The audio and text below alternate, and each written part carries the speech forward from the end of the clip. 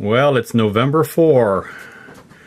It's been a while since the Adventures of Prince Diamond have had anything going on with that particular story. But Carol and I are now getting ready to leave McCotter's Marina in North Carolina, head down toward Morehead City, where that's going to be the first step of the continuation of the circumnavigation. As you can see, we're not quite at the point where things are all ship-shape and Bristol fashion,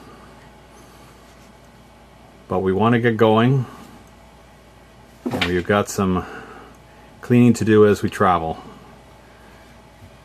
Carol's quite sick. She's got a bad cold, but we're dealing with that. Right? Yep. Try not to hack in the camera. Yeah. Okay, so in a minute we'll be off. Good morning.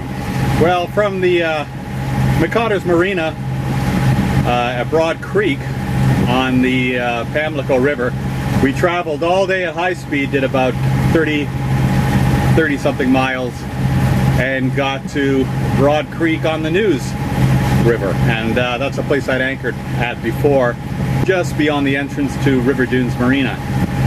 And it was a very, very quiet night for us, the first night on the boat at anchor, with dead calm winds, but it rained quite a bit during the night.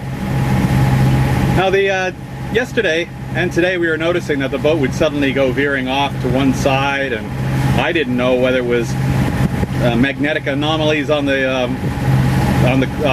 river's floor or something like that, but I kind of doubted it.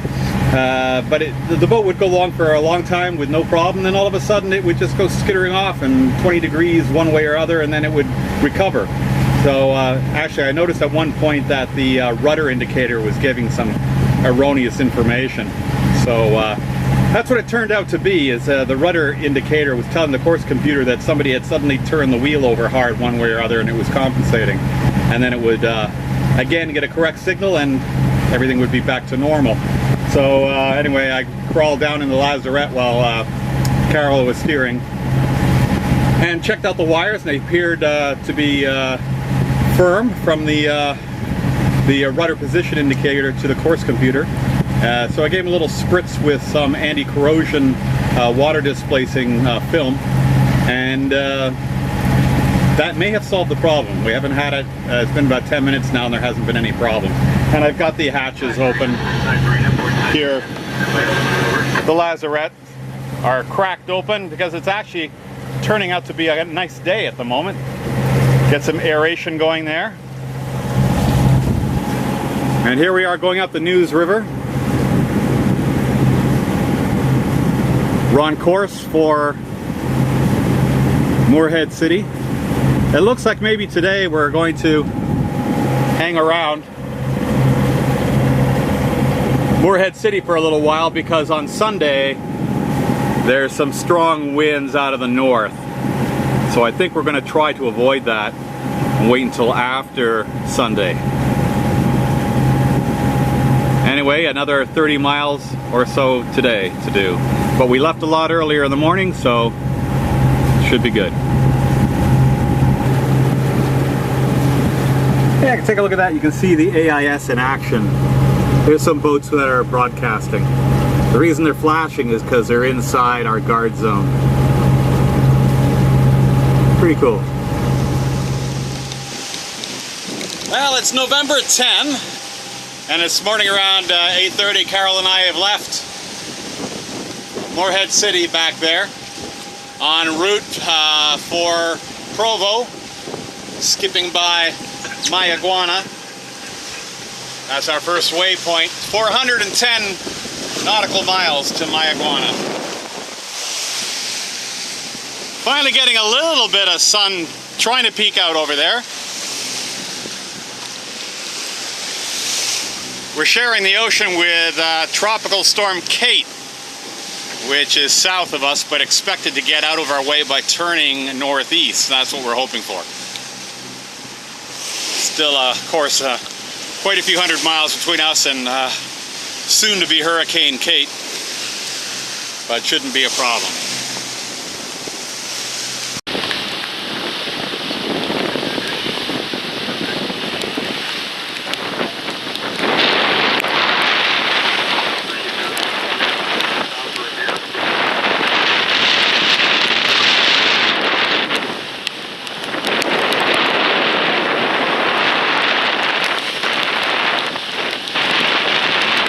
There's a bit of a squall right now.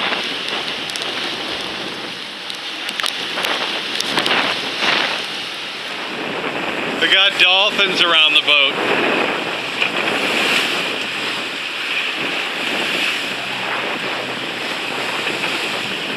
There. Oh, yeah.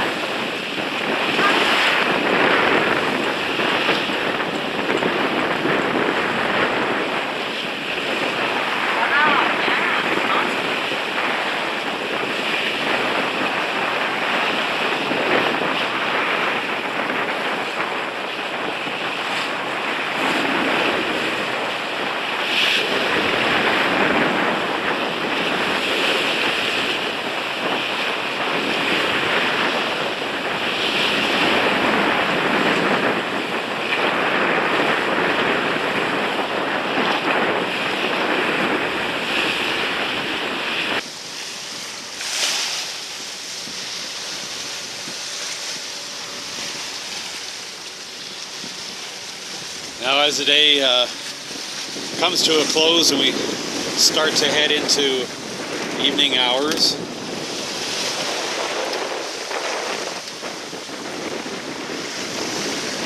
the weather has moderated somewhat and these waves aren't quite as bad.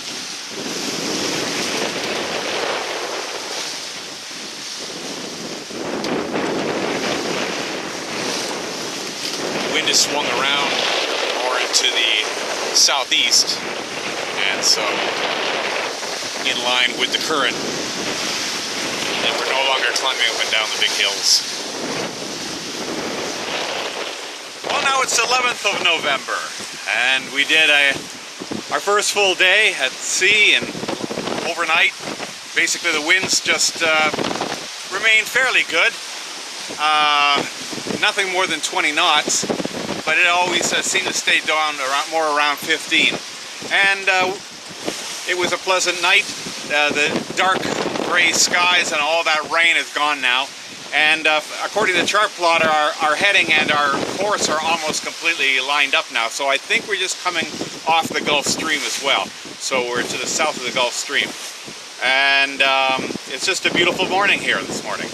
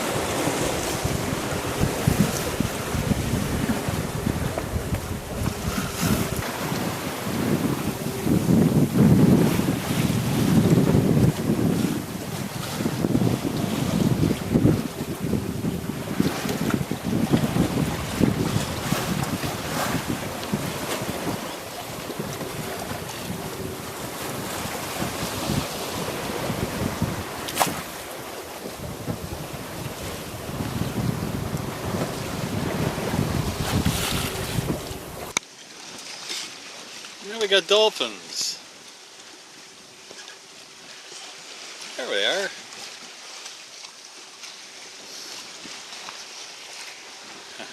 The reason I wanted to get the camera out and film these dolphins is because about 30 minutes ago something struck the boat, or we struck something. Carol and I were both in the cockpit, and the impact caused us to jerk forward. And it was a thump sound, like we'd hit something, like a sleeping whale. It was what I first thought. And immediately after that, there were 2 further thumps. Of course, I'm looking everywhere to see what I can see, and there was nothing at all visible. And watched in our wake for quite a while, thinking that maybe something that was air breathing would come up to the surface, but nothing ever did. So it's a complete mystery.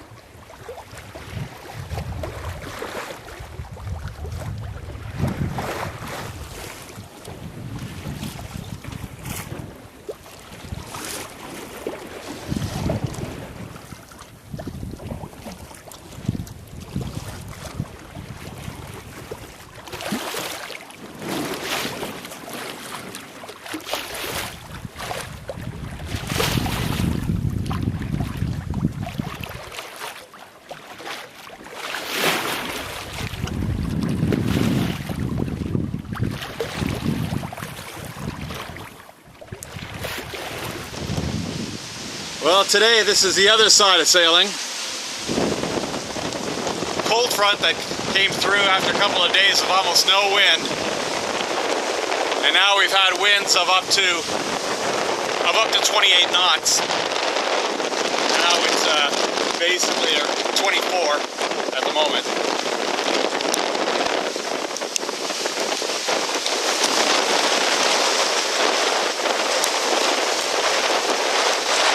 On our way to the turning point at Mayaguana. Got just slightly over 200 nautical miles left to go until we get to that turning point. We'll do it on the night of the 16th going into the 17th. And that'll get us to Provo on the 17th.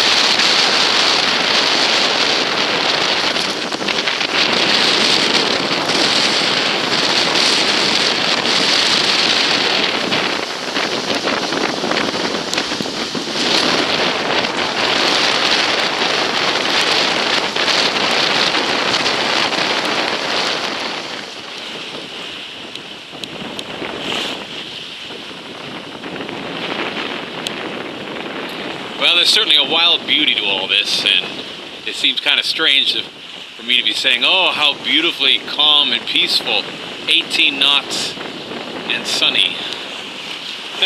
Whereas yesterday, 18 knots would have seemed like a hurricane. Anyway, I got through that squall. Winds hit at the most 29 knots. The boat's doing just fine though, not a problem at all. And the faster we move along, the faster we get to the turning point at Mayaguana, and we can continue down toward Provo. Unfortunately, there's no kind of protection by land anywhere until we get right to Provo, right to the entrance of the Sambor Channel.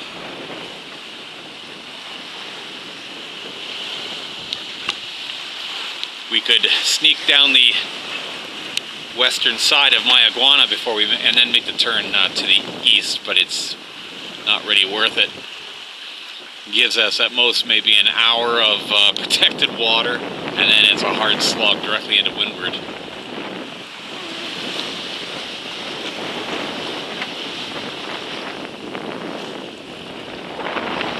So we'll just continue doing what we're doing. Seems to be the best thing.